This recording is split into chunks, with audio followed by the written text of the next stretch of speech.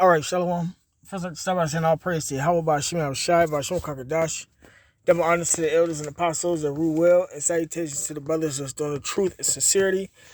This, as you can see, the title of this video, Salak. It says, Texas homeless struggle as public camping is criminalized. Right, and, a lot of people have been going homeless due to the society coming down, and all the money that they keep putting into the society is raising the prices, which is making it so people can't afford nothing to eat, making it to where companies are just leaving America, etc. Man, so Esau is doing this stuff on purpose to bring in his new world order. So I'm going to go ahead and play this video and add the precepts.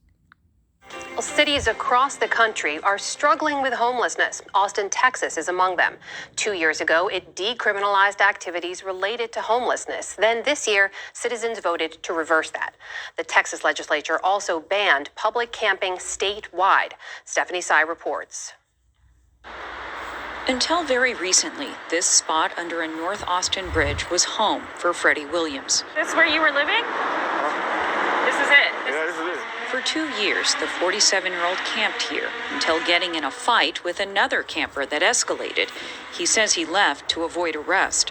So this is just kind of what was left, and then people kind of rummaging through to see what they can find of value. Yeah. A former oil worker, Williams says he once had a job, a home, and a family. But his divorce led to drinking, which led to losing his job. He committed forgery, which landed him in prison.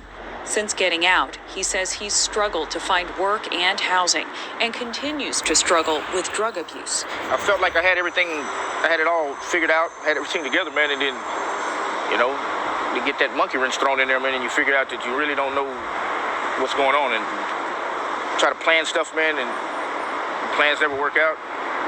What would it look like for you to have a second chance? Would that be housing? Would that be a job? What do you need? Both. A house and a job. One of the country's fastest growing big cities, Austin is also one of its least affordable, with a median home price that recently... All right, Salak. Let me look for this precept real fast. Because Jake doing everything but seeking Yahweh Shema Shai. The Lord is the reason why all this poverty and stuff is going on.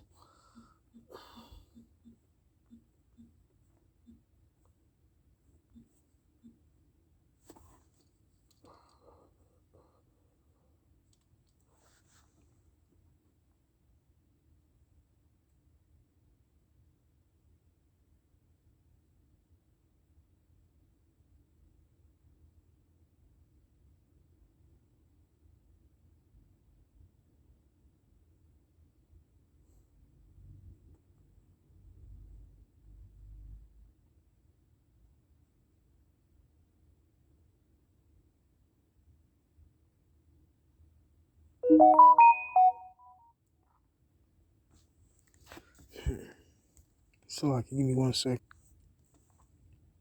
All right, Salaki, this is 2nd Ezra chapter 15, verse 1. It says, Behold, speak thou in the ears of my people the words of prophecy, which I will put in thy mouth, saith the Lord, and cause them to be written in paper, for they are faithful and true. Right, and the prophecy is being homeless, being in poverty, man. That's part of the prophecy. And it's straight out the Bible. And cause them to be written in paper, for they are faithful and true. Right, and the paper is the scriptures, the Bible. Fear not the imagination against thee. Let not the incredulity, the unbelief, and the imagination is people saying what they're going to do to us. So we ain't supposed to fear their imaginations, and we ain't supposed to be bothered by their incredulity, their unbelief of them trouble thee that speak against thee. For all the unfaithful shall die in their unfaithfulness. Right, so those that don't believe in how about Shema Shai, man, the Lord, if he don't kill them right off, he taking them through these steps, like becoming homeless and not having food and fighting with other homeless people before he kills them, man. That's part of the Lord's judgment, man.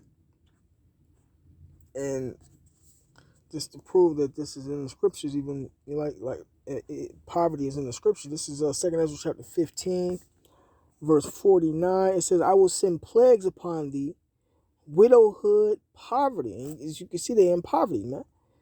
Famine, sword, and pestilence. And all this is going on all over the world, man. And more so in South Central America and in the Middle East. But soon it's going to get worse in America. And pestilence represents diseases. To waste thy houses with destruction and death. Right, man? So this is prophecy. That's prophecy that these people out here homeless the way they are, man.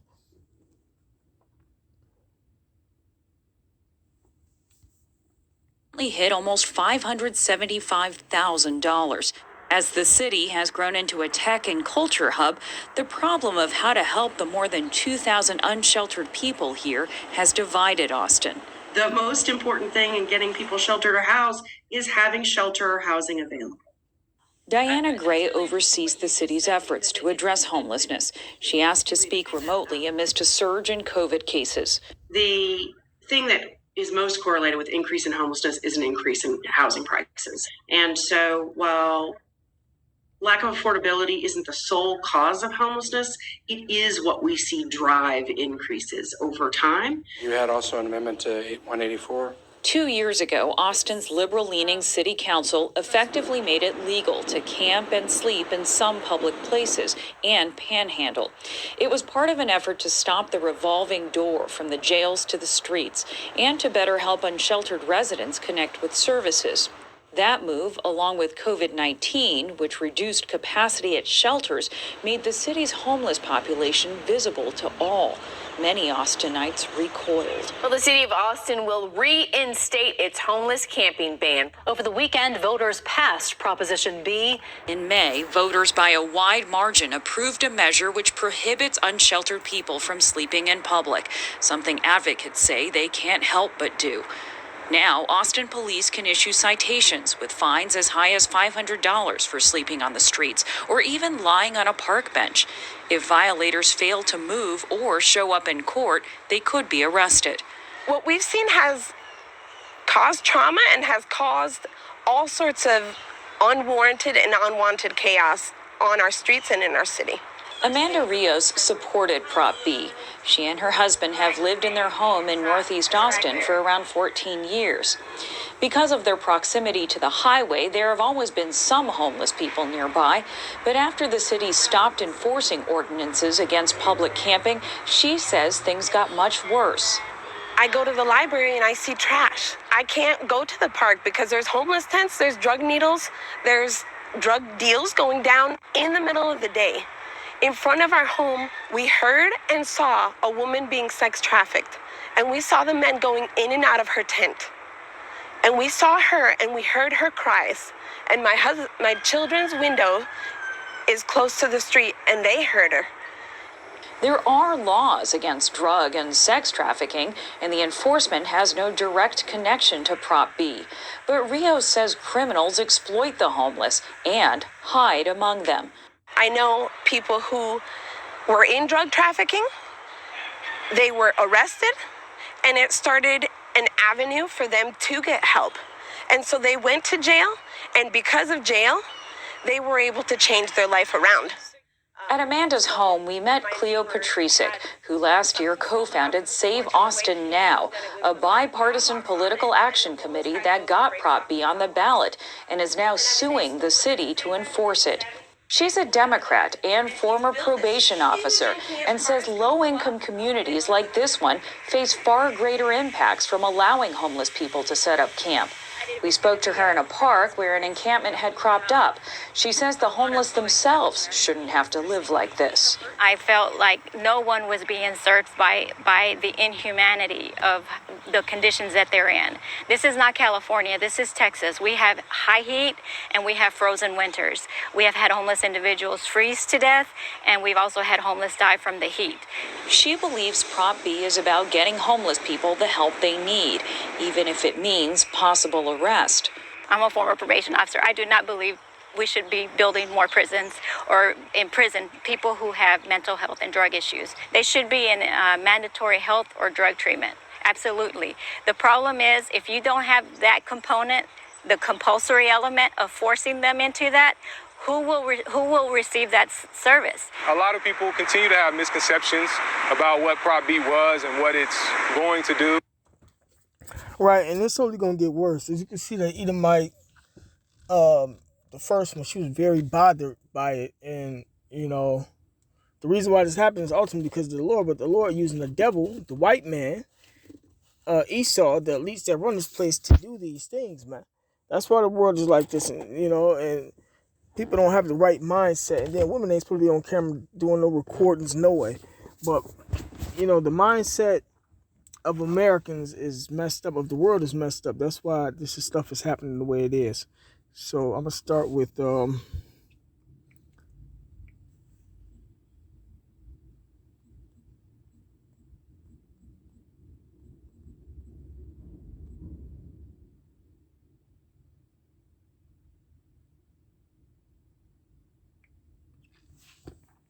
this 1 Samuel chapter 2 verse. I'm going to start verse 6. The Lord Yahweh killeth and maketh alive. He bringeth down to the grave and bringeth up. Right? So when these homeless people be out there fighting and stuff and end up getting killed or just dying out of nowhere from sex trafficking or needles, that's the Lord that's doing it. The Lord Yahweh maketh poor and maketh rich. And the reason why people are in poverty, because one is prophecy, but it's the Lord that's doing it. And maketh rich. The reason why the rich is rich, Esau is in power the way he is, even up to the elites, is because of Yahweh Shema Shai. He bringeth low and lifteth up. He raiseth up the poor out of the dust and lifteth up the beggar from the dunghill to set them among princes. Talking about the Israelites. And to make them inherit the throne of glory, right? Because ultimately Israel going to inherit the kingdom of heaven, and rule this world. For the pillars of the earth are the Lord's, and he hath set the world upon them. All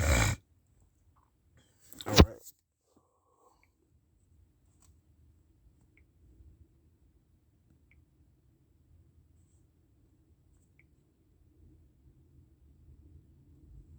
This is Job chapter 9, verse 24. The earth is given into the hand of the wicked. He covered the faces of the judges thereof. If not, where and who is he? Right. Esau, the elite, starting with the Rothschilds, and the rest of the 13 Illuminati bloodlines, they rule this world, man. And they covered up the truth. They hid the truth. That the blacks, lands, Native Americans are Israelites, and the ultimate judge is Yahweh Shai on down, and since he has done that, this place has been cursed. I mean, this place was cursed since the beginning of the time, but it's just gotten worse when the Esau took office, and it's only gonna get worse, man.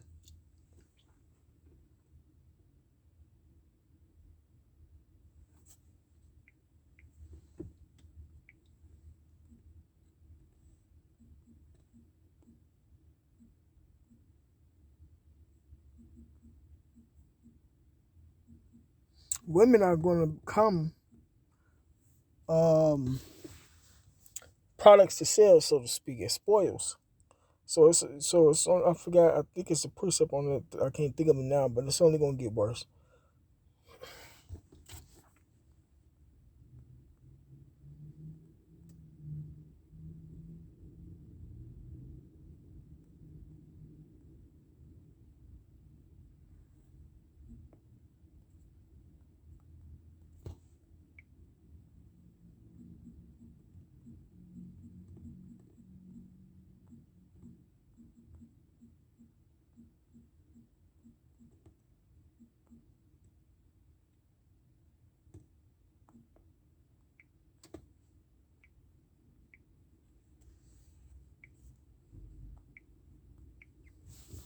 This is Proverbs chapter 29, verse 2. When the righteous are in authority, the people rejoice.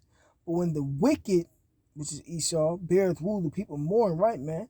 When the righteous are in authority, we righteous Israelites, we govern this world behind the law, statutes, and commandments that the Lord set up so that everything can run its natural way that it's supposed to run. But Esau has taken over the world, and everything has gotten wickeder, and that's why so much mourning going on in this world.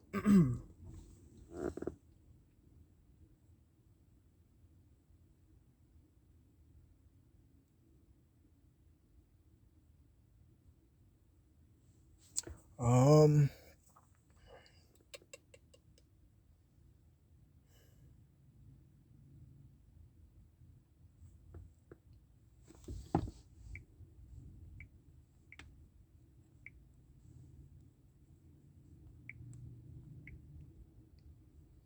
this is Proverbs chapter chapter 13, verse 18. Poverty and shame shall be to him that refuses instruction. And the instruction is the Bible, the truth, man. So when our people of the Black Native Americans, forget the other nations, the white folks, the white people, Esau and them Africans, the Lord ain't dealing with them. But as far as our people go, the Black Native Americans, Proverbs 13 and 18, poverty and shame shall be to him that refuses instruction. When Jake refused instruction and refused to know the Lord and to line up, the Lord take them through these avenues, man. And sometimes he drops them off, or sometimes he bring them back, bring them in, or whatever the case may be. You got brothers that came in the truth from being homeless, and you got brothers that didn't been homeless in the truth, man.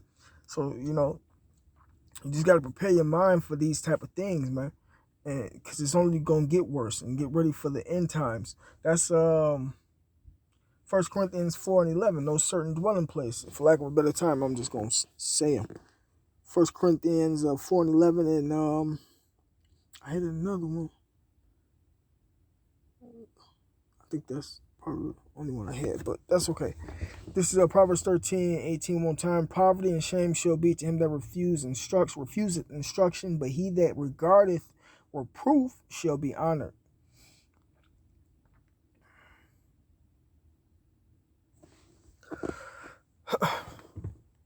But there's no money or help associated with it. It's purely to criminalize people for unavoidable acts associated with extreme poverty. Chris Harris works on the Criminal Justice Project at Texas Appleseed, an Austin-based nonprofit that focuses on issues of social, economic, and racial equity. In 2019, he pushed for decriminalization, citing a city auditor's report that said 18,000 citations were issued from 2014 to 2016 for activities related to homelessness. 90% of violators failed to show up in court, and of those, 72% were issued warrants for arrest. While you have a warrant, you can't get an ID. And guess what you can't get when you don't have an ID? Anything. You can't get a job, you can't get housing, even some services are cut off from you. So it actually made the problem worse for a lot of folks. He also says allowing camping on the streets led to an outpouring of resources to address the problem. We understand now the full extent of the homelessness crisis that we face, and it's driven volunteers, donations, city investments, private investments into housing, into services in an unprecedented fashion. Earlier this year, the city unveiled a plan to use $106 million in federal funds to dramatically increase rental assistance, build more long-term housing, and open new temporary housing shelters. But there is still more need than housing supply. And you would think that would be something good for them to do, but printing more money is only devaluing the currency, which is making the prices rise to make it to where people can't afford nothing. Making people where it's hard to afford even more things. But your paychecks, some pay people have been getting raises and everything, but still, that's still putting money into the system, man. So they really just crashing this system, and that's why with these guys that's rich and all this boasting and stuff that they doing, it ain't gonna mean nothing when they push out the RFID chip, which is the mark of the MOTB, man.